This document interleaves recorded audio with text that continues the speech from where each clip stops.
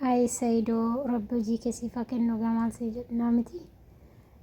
Haadha ijoollee lamaa bakkeetti gattee ati dubartoota faana caffaraa jirta Adaamaa keessatti.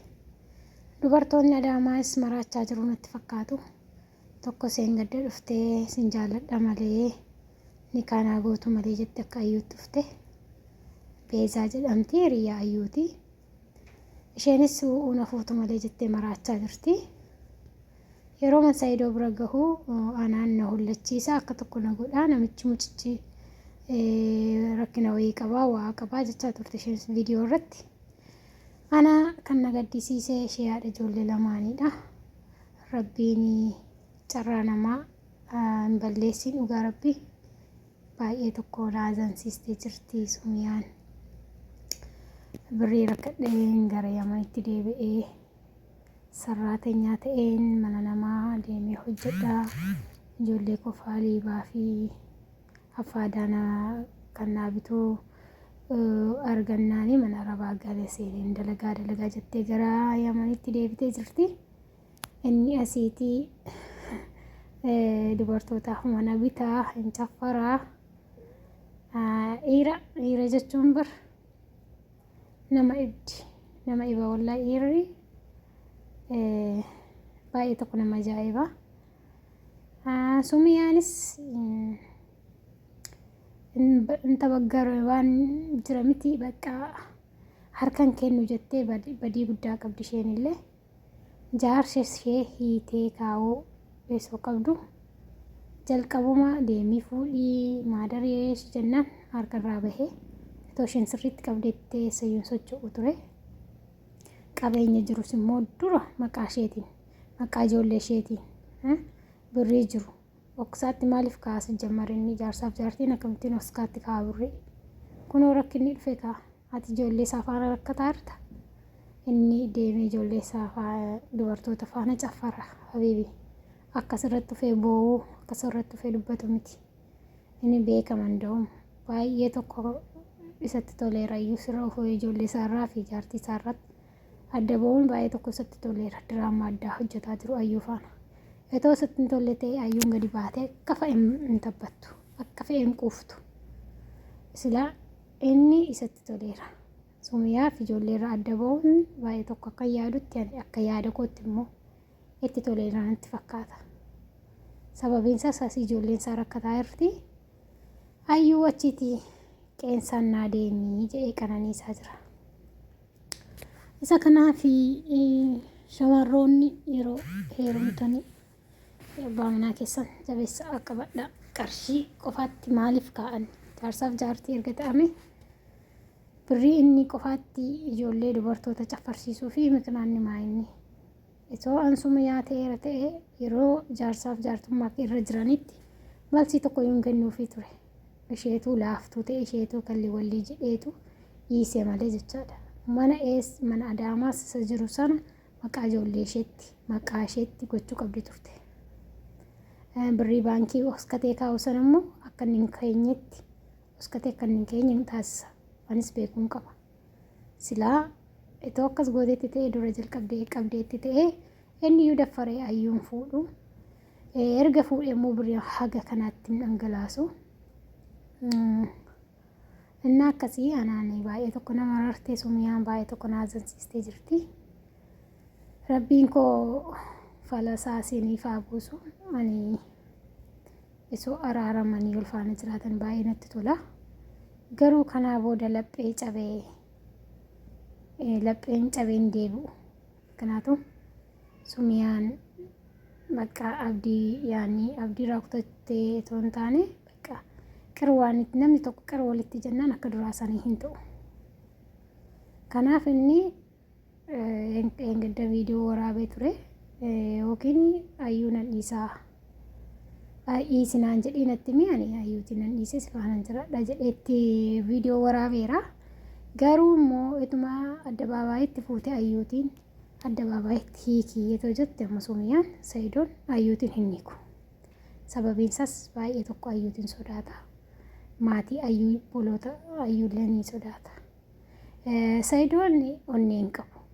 Biltiidha malee gamnummaa qaba malee onneen qabu. Kanaafi shamarran Adaamaarree akkas karaariin jirti. Maal jedhee beezaatiin aarii jaartuu tokko indoom dubartoota adda maal baasuun barbaada jedhee jiru. Waliin ga'uun barbaada dubartoota hundaa waliin ga'uun barbaada. Aarii Sumiyaaf aarii jaartuu tokko lamaaniif jedhee ani nama abbaa manaasii ta'u miti beezaa dhiisii jedheeni beezaa intala ishee kadhattee na fuuta malee jette. Isheen immoo akkuma ayyuu sana maal jettee deebiste ani waan tokko sirraan barbaadu suman barbaada jette. Ayyuun illee akkasuma mana yoo barbaade naan kiraayisiin jettee itti seente. Gaafa itti seenan immoo sargii naa gootu malee jette. Deebistee immoo mana naa bittu malee jette. Waan baay'ee isa gochaa jirti. Innis murtoo wallaalee cinqamaarra jira. Saayidoo cubbuu maalii akkas qabeessi boosisu rabbi guddaa naa beeku.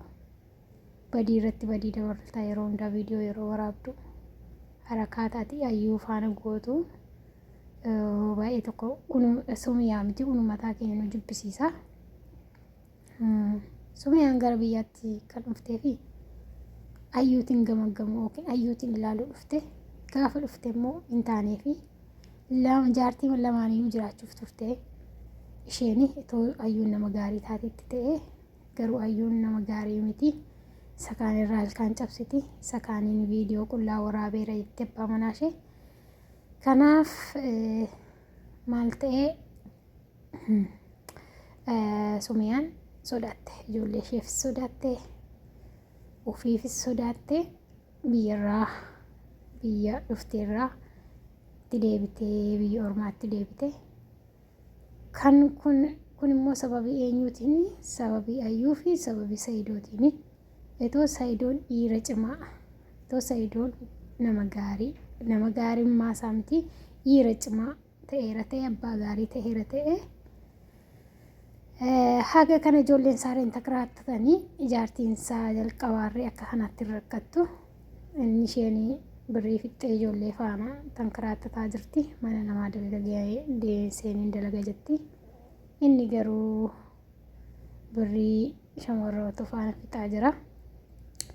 Rabbi siyaasirreessu janna Saayidoo keenya waan jennu hin qabnu. Maal janna kara bira. Amma jireenyi keessan jireenya hin taane ta'aa jira Saayidoo. Dhugaa Rabbi. Ati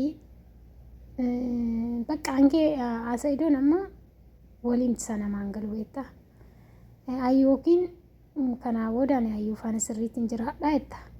Ayyuun immoo amalli ishee nama hin jiraachisu jetta. Walii wanti isa keessan hin beekamu. Maal jennaa gaa ituma Sumiyaa faana deebiteellee Sumiyaanii akka duraa sanitti intanaa gochuu waliin jiraachuu dhiisuu dandeessu. Ani toon Sumiyaa ta'ee qaxxi jedhee jireenya koon jiraadha. Gara Yamanitti deebi'uu ishee badii guddaa balleessiteetti. Gara biyya alaatti namoonni baay'ee gara Dubaayii fa'aa gara biyya alaa Kanaadaa Ameerikaa fa'aatti fudhanna jechaa turanii maaliif achi hin deemne? Heerumumayyuu taanaan maanni heerumne otoo jagnaa namni barbaadetti fuudha. Kanaaf laafummaan kee kana sitti fide ammoos gowwummaatiin cabdeen nafiin jedhaan Sumiyaaf ergaa kan hin qabu. Gara biyya bareedaa namni si fudhatu jiraannan gara achitti itoo deemtee ijoollee kee guddifattee baay'ee bareeda malee ammas Yaman teessee sammuu kee of tuqtuquu Itoophiyaatii baga baatee nda'uun jireenyaan ta'u jireenyi Itoophiyaa maaliif ayyuuf afaana jireenyaan ta'u waan ta'eef baga baatee akkasan siin jedha Sumiyaa rabbiin isaa eeguu ijoollee kee faana bakka jirtutti Saayidoorree rabbiin isaa deebisu sammuu isaatti malee wanti jedhamu hin jiru gara biraa. Wanti jedhamu ijoolleen dubartoonni Adaamaa jirtan immoo gab jedhaa gab jedhaati ta'a Saayidoorraa gab jedhaa ta'a abbaa ijoollee lamaati please. Maalibboo Maali jaarsuma kanatti maraattanii maal taatanii? Indee ijoollee isaa faana jiraatu. Na akkasumee sabiskiraabii laayikii gochuun dagatiin.